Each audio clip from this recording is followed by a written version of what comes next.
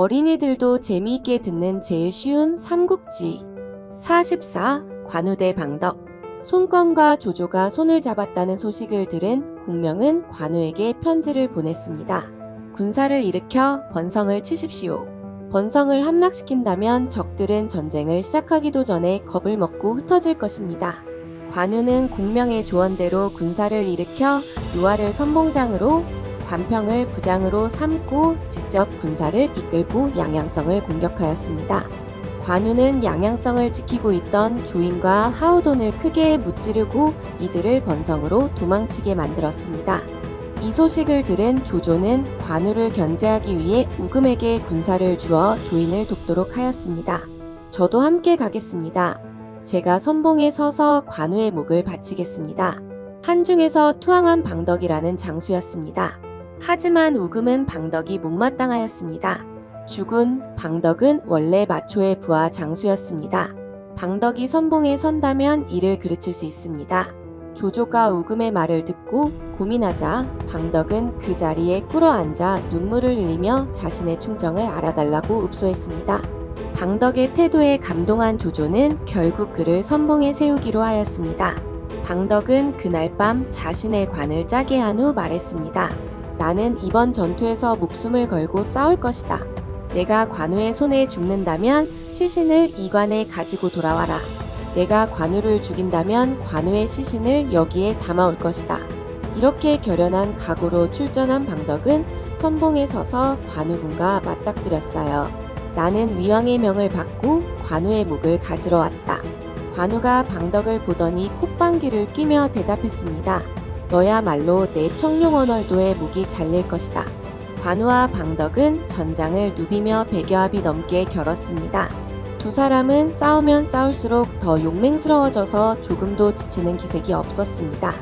하지만 출전 전부터 방덕을 비방하던 우금은 혹시나 방덕이 공을 세우게 될 것을 염려했습니다. 그래서 징을 쳐서 방덕을 불러들였죠.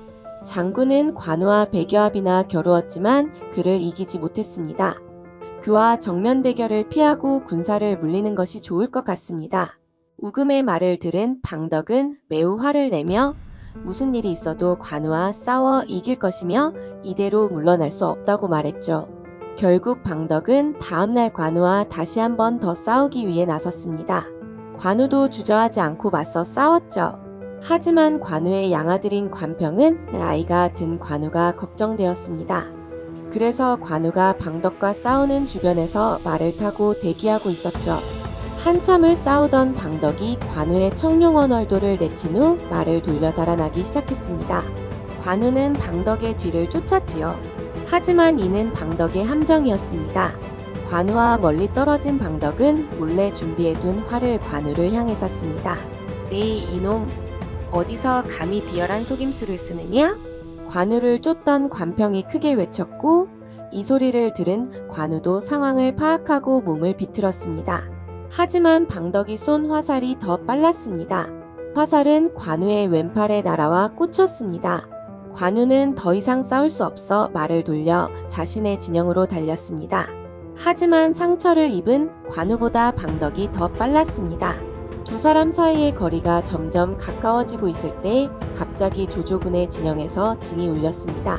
돌아오라는 신호를 들은 방덕은 어쩔 수 없이 관우를 놓아주고 진영으로 복귀했죠. 하지만 이 징은 우금이 방덕이 공을 세우지 못하게 하기 위해 친징이었습니다. 심지어 우금은 더 이상 방덕이 전투에 나서지 못하게 하기 위해 방덕의 군대를 후방으로 보내버렸습니다. 선봉 방덕이 빠진 전투는 지지부진해졌고 날씨도 매일 비가 내리기 시작했습니다. 이에 관우는 산 위에서 우금군의 진영을 살피다가 좋은 생각이 났습니다. 우금은 군대를 모두 강가에 모아두었다. 비가 이렇게 와서 강물이 불어났을 때 상류의 수문을 막았다가 열면 저 주둔지는 물에 잠길 것이다. 관우의 말을 듣고 있던 관평은 아버지의 지략에 감탄했지요. 한편 우금군에서도 이러한 걱정을 하는 이들이 있었습니다. 조조군의 부하장수 성하가 우금과 방덕에게 이 사실을 전했죠. 우금님, 만일 관우가 수문을 막고 있다가 한꺼번에 문을 연다면 우리 군사들은 물에 빠질 것입니다. 하지만 우금은 쓸데없는 걱정이라며 괜한 말로 병사들의 사기를 꺾지 말라 했지요. 하지만 방덕은 달랐습니다. 우금이 조언을 듣지 않자 후방에 있던 방덕군만이라도 지대가 높은 곳으로 이동시켰지요. 다음 편 예고. 관우와 이렇게 맞서 싸웠던 장수가 있었던가요? 유비의 입장에서는 이런 용맹한 장수가 마초와 함께 항복했다면 너무나 좋았을 텐데요. 관우의 능력으로 조조군을 막아서고 양양성과 번성을 막아내고 있습니다.